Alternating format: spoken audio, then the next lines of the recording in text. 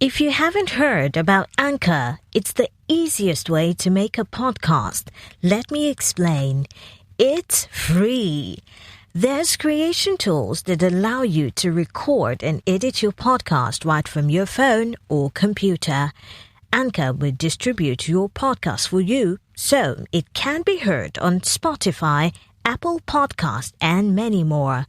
You can make money from your podcast with no minimum listenership.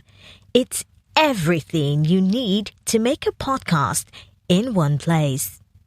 Visita Sprint esta semana y encuentra las mejores ofertas. Apresúrate y visita una tienda Sprint hasta el 26 de enero y recibes por cuenta nuestra el nuevo iPad con una pantalla retina más grande de 10.2 pulgadas y teclado inteligente. Además, te damos $100 al cambiarte. iPad de séptima generación con 32 GB por $0 al mes luego de crédito mensual de $19.17 que se aplica dentro de 2 facturas por 24 meses. Con verificación de crédito y nueva línea en plan elegible. Si cancela temprano, el saldo restante será exigible. Impuestos se pagan al momento de la venta. Requiere teléfono activo en la cuenta. Con tarjeta Mastercard prepagada que se envía luego de traspaso. Inscripción en línea y 60 días de servicio en una nueva línea.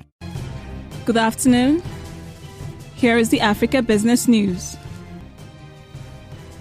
Africa's macroeconomic performance has taken a different shift from consumption-driven economies to more investment-driven economies.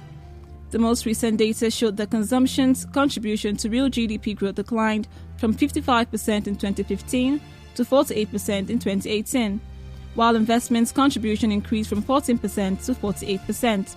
Although most of the growing economies are more financed by consumption. Although Africa recovered from thaw in 2016, the projected medium-term growth of the 4% is insufficient to make a dent in unemployment and poverty. Population growth of more than 2% implies that GDP per capita will increase less than 2%, leaving convergence with middle and high-income economies slow to materialize. The growth path insufficient to create enough jobs for the growing labor force. Africa's low elasticity of employment relative to growth reflects an economic structure that depends heavily on primary commodities and the extractive sector, with little progress in labor-intensive manufacturing. Despite the increased concerns as regards rising debt, there is no systemic risk of a debt crisis in the continent. The traditional approach of estimating debt sustainability classifies 16 countries in Africa as high risk of debt distress or in debt distress.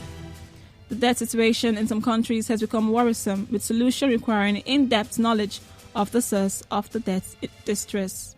So join us at 3 for Strictly Business News. Thank you for listening.